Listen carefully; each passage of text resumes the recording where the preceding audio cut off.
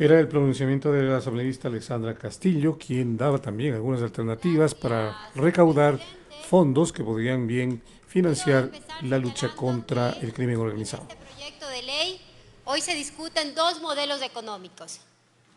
El uno, el que promueven aquellos economistas ortodoxos que Interviene insisten la en que se asambleísta cumpla con el Viviana acuerdo Veloz. y la receta planteada por el Fondo Monetario Internacional, endosando el peso de esta crisis económica y el costo de la guerra sobre los hombros de la clase trabajadora, de la clase media y de los de abajo en este país. Y del otro lado, el modelo de la sensatez, el que hemos propuesto desde la bancada de la Revolución Ciudadana, con alternativas que se enmarcan dentro de lo que establece nuestra Constitución. Medidas redistributivas, progresivas y equitativas. Es decir, que los que más tienen son los que más deben pagar hoy en el Ecuador. También resulta contradictorio que una de las motivaciones del presidente para presentar este proyecto de ley sea financiar el costo de la guerra y superar esta crisis económica. Y ojo, todos estamos de acuerdo en superar esta crisis y todos estamos de acuerdo en poner de rodillas a los delincuentes, a los criminales, todos estamos de acuerdo en recuperar la seguridad y la paz de este país. Pero cuando hablo que es contradictorio, es porque el presidente de la República hace pocos días priorizó el pago de la deuda externa sobre la deuda social que mantiene el Estado con los ciudadanos. Deuda social que se enmarca en derechos como la salud, la educación y la seguridad social. Y prioriza el pago de la deuda con dinero en efectivo, mientras que le ofrece a los municipios y a las prefecturas pagar con bonos del Estado. Es por ello que los ciudadanos le exigen respuestas y transparencia al presidente de la República frente a estas contradicciones. Además, desde el Ejecutivo se nos presenta una propuesta de ley que busca incrementar el IVA del 12 al 15%. Han desplegado una campaña comunicacional para intentar hacer creer a los ciudadanos que este incremento no causará una contracción económica, que este incremento no va a venir a debilitar la economía que en este momento está en terapia intensiva del Ecuador. Pero se lo hemos dicho al presidente, no cuenta con nuestros votos ni con los votos de la Revolución Ciudadana para incrementar el IVA. Pero como dato mata relato, voy a presentar tres datos importantes. Primero, según información del propio Servicio de Rentas Internas, en enero del 2024 ya existe una contracción del comercio de 2.4%. Y esta cifra, según proyecciones, podría incrementarse en 2 puntos con el incremento del IVA. Segundo, veamos lo que ha dicho el señor Hugo Acero, asesor del gobierno en temas de seguridad. Ha anunciado, incluso ha afirmado, que el financiamiento de la lucha contra el narcotráfico en Colombia lo asumieron los más ricos, el asesor presidencial del gobierno en materia de seguridad. A esto también le vamos a añadir lo que incluso ha dicho el Banco Mundial. El Banco Mundial, no ninguna organización, no un legislador, no, el Banco Mundial ha mencionado que en casos de crisis económica se recomienda el incremento del impuesto a la renta antes que el IVA, porque solo de este modo se puede tener una recaudación importante para el Estado sin causar contracción económica. Es decir, el SRI ya nos está advirtiendo de una contracción económica. El asesor de seguridad del gobierno afirma que el peso de la crisis económica y combatir el narcotráfico en ese país, en Colombia, lo asumieron los más ricos. El Banco Mundial sugiere que se incremente el impuesto a la renta, el impuesto al patrimonio, pero de ninguna manera el IVA. Entonces me pregunto, ¿por qué insistir con la receta neoliberal del Fondo Monetario Internacional? ¿Por qué insistir que sigan asumiendo el peso de la crisis los de abajo y los del medio? Es momento que quienes mayores ganancias han obtenido sean los que más paguen. Es por ello que con fecha 15 de enero le envié estas alternativas a la presidenta de la comisión, porque nosotros somos una oposición que propone, no somos una oposición ciega y necia. Nosotros proponemos salidas de alternativas y dentro de estas alternativas consta el incremento del impuesto de salida de divisas del 3.5 al 6%. Cada punto porcentual de incremento le permitirá una recaudación al Estado de más de 250 millones de dólares, es decir, un ingreso anual de más de 600 millones de dólares para las arcas del Estado.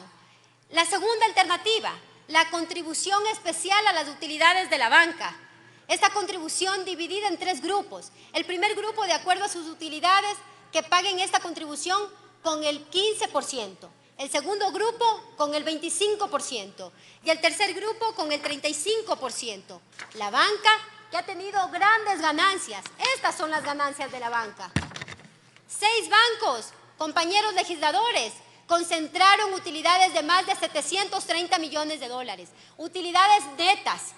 Utilidades netas. Es por eso que la banca debe pagar.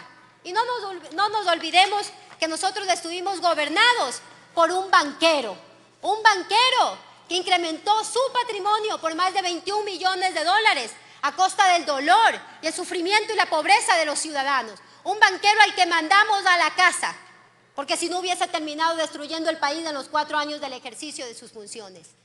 Incluso al presidente Noboa, el 12 de diciembre le presenté estas alternativas, porque ya le alertábamos que los proyectos en materia económica que envió a esta legislatura no iban a solucionar ni a corto ni a mediano plazo el déficit fiscal por el que estábamos atravesando. Y ya le decíamos también que tenía que cargar el peso de la crisis sobre los millonarios de este país.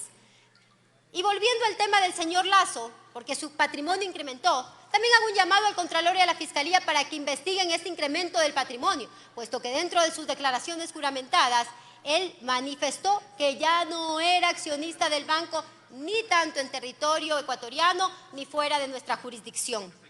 Legisladores, como mujer comprometida que soy con las causas justas, porque conozco la realidad que viven los ciudadanos en nuestro país, porque recorremos los barrios de nuestras diferentes provincias, porque soy mujer, porque soy madre y porque conozco la angustia que sufrimos cuando un ser amado sale de nuestras casas y no sabemos si va a regresar con vida.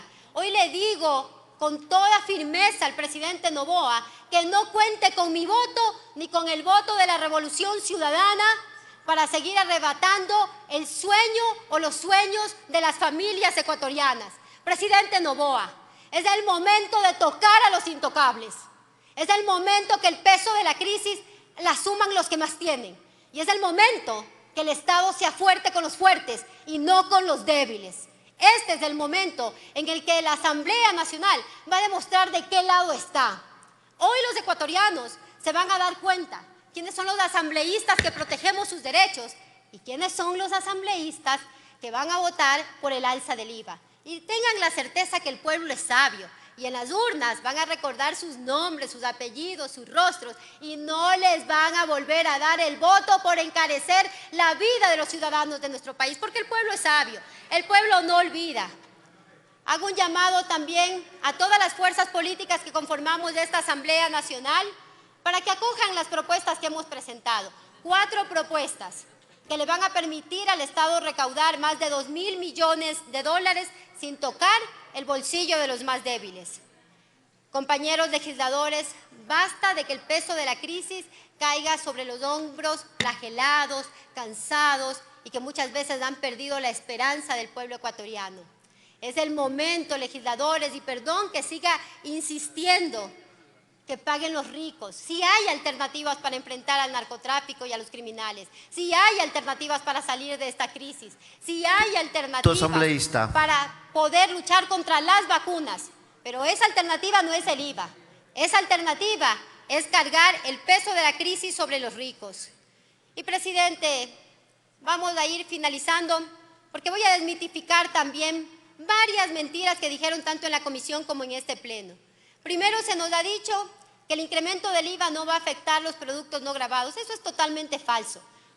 Con el IVA se va a elevar el costo de los consumos y es decir, va a incrementar los costos de la producción y al hacerlo va a elevar el precio de la venta. Es decir, estos productos que no pagan IVA sí van a tener incremento.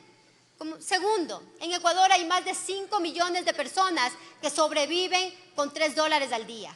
2 millones de ellos con menos de $2 al día. Son a estos pobres que han condenado a nacer pobres, a vivir pobres y a morir pobres, a los que les quieren seguir cargando el peso de esta crisis económica. Han dicho que el Ecuador es uno de los países que tiene el menor ingreso del IVA. Ya voy a finalizar, presidente. Que menor ingreso tiene por el IVA. Claro, porque tenemos una moneda dolarizada. No tenemos moneda propia, a diferencia de los países de la región que tienen moneda propia y que la pueden depreciar. Y cierro con esto, presidente. No cuenten con mi voto ni con el voto de la Revolución Ciudadana para subir el IVA al 15% a un pueblo cansado y sin recursos. ¿De dónde van a pagar? ¿Acaso quieren quitarle el pan de la boca a la gente que menos tienen? Cuando a mí me eligieron asambleísta, yo vine a defender a esta gente, a los pobres de mi país, a defender sus derechos, no a los ricos. Yo no vine a proteger el banquete de los millonarios ni de los banqueros de este país, no legisladores. Ahí sí se están equivocando. Y a los señores de Asobanco, que están queriendo causar a través de espurios comunicados pánico financiero. Voy a finalizar, presidente, le ruego 2 minutos más. A los señores del Asobanco que pretenden causar especulación financiera, tengan cuidado, porque esa especulación financiera, pretendiendo hacer creerle a los ciudadanos que van a incrementar los intereses, de incrementar los costos de los servicios financieros, que van a reducir los créditos, eso está tipificado en el COID y tiene sanción privativa de la libertad de 5 a 7 años. No cuentan con los votos de la Revolución Ciudadana para seguir protegiendo el patrimonio de los aristócratas criollos. No cuentan con los votos de la Revolución Ciudadana para seguir haciendo pobre a los pobres y que los ricos, de ese 1% de ecuatorianos que representan las riquezas de este país, sigan evadiendo al fisco, sigan llegando su dinero a paraísos fiscales. No cuentan con los votos de la Revolución Ciudadana para que esos millonarios se comporten como hienas depredadores de los pobres. No vamos a votar por el IVA. Hay alternativas y esas alternativas no es del alza del IVA. Gracias, asambleísta. Tiene la palabra el asambleísta Jonathan